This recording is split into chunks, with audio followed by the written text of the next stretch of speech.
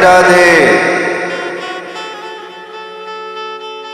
परशुराम जी से जब कंस को वो धनुष मिल गया, परशुराम जी का धनुष जो भगवान विष्णु ने स्वयं परशुराम को दिया था, वो धनुष पाकर कंस का मनोबल और बढ़ गया। कंस हर एक दिन नया नया बलशाली को ढूंढता था, उससे युद्ध करता था। ढूंढते ढूंढते सम्रासुर के नगर पहुंचा। सम्रासुर बहुत पराक्रमी था। कंस को अपने बारे में युद्ध करने से जानते हुए सम्रासुर ने युद्ध करने से मना कर दिया, स्वयं हार मान ली। उसके बाद कंस त्रिकुट पर्वत पर ब्योना नामक असुर सो रहा था, उसको लात मार दी। लात मार के उसको जगाया, फिर उसके साथ युद्ध किया। कंस ने उसको इतना तेज मुक्का मारा कि उसको चक्कर आ गया और धरती पे गिर गया। उसी समय नारद भगवान वहां पे पहुंच गए और नारद ने कहा कि आपका युद्ध कौशल देख के बहुत प्रसन्न हूं। फिर कंस ने नारद भगवान से पूछा कि प्रभु, इस धरती पे और ज्यादा बलशाली कौन है, उसका नाम बताइए, उसके साथ मैं युद्ध करना चाहता हूं। नारद भगवान बोले, महाबली दैत्य बाणासुर। वो महाबली दैत्य बाणासुर के पास पहुंचा। महाबली बाणासुर, ये खबर उसको लगी कि कंस मेरे साथ युद्ध करने आ रहा है। महाबली बाणासुर अपने पैर को इतनी तेज धरती पे मारा कि धरती हिल गई, पाताल लोक तक उसका पैर घुस गया, घुटनों तक। फिर कंस को बोल रहा है कि तू मेरा पैर उखाड़ के दिखा, फिर मैं तुमसे युद्ध करूं। कंस ने उसकी पैर को उखाड़ के फेंक दी। जैसे उसकी पैर धरती से उखाड़ा, पाताल लोक हिल गया, धरती हिल गई। इतना ताकतवर था बाणासुर। फिर महादेव स्वयं वहां पे प्रकट होकर उन दोनों को युद्ध को रुकवा दिया, नहीं तो विनाश लीला शुरू होता।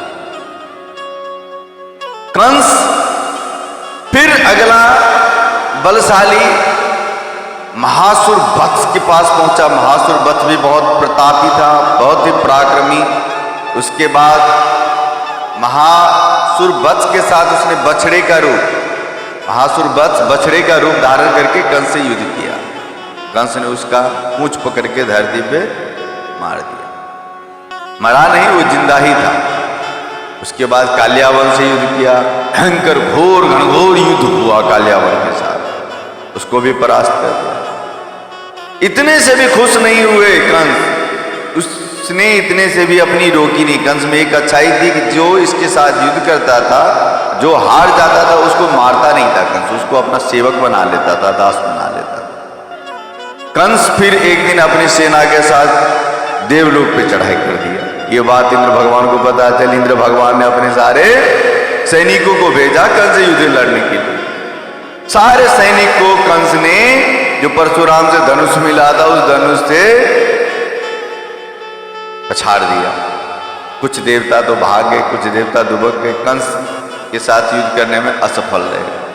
फिर इंद्र ने अपना वज्र प्रहार शुरू किया, ऐरावत को भेजा, सब उनके साथ मूर्छित हो गए। प्रभु कोई भी कंस से जीत नहीं सका, क्योंकि उसको ब्रह्मा का स्वयं वरदान मिला था कि भगवान विष्णु के सिवा तुम्हें इस धरती पे और कोई पराजित नहीं कर सकता। इसलिए स्वयं कृष्ण भगवान को धरती पे आना पड़ा। तो ये युद्ध कंस का इतनी तेज और इतनी कौशल, इतनी चतुराई से कंस ने पृथ्वी लोक पे अपना वर्चस्व बना लिया और दिन से दिन पृथ्वी पे वो पाप करता ही गया, सबसे कर लेता गया। जितने भी उसके सेवक थे सब उसका दास थे, सबको वो इंस्ट्रक्ट करते थे, आदेश देते थे कि हमारा कहने अनुसार हमारा कर भरो, नहीं तो सबको मैं मार दूं। और कंस के डर से पूरा धरती कांपने लगा। कंस के डर से पूरा धरती पे रहने वाला सारे लोग भयभीत हो गए और भगवान श्री कृष्ण को फिर आना पड़ा। तो ये कंस की लीला थी, ये कंस का परिचय था। कंस कोई साधारण तो था नहीं, इसलिए भगवान विष्णु को कृष्ण के रूप में अवतीर्ण होना पड़ा। बोलो जय श्री राधे।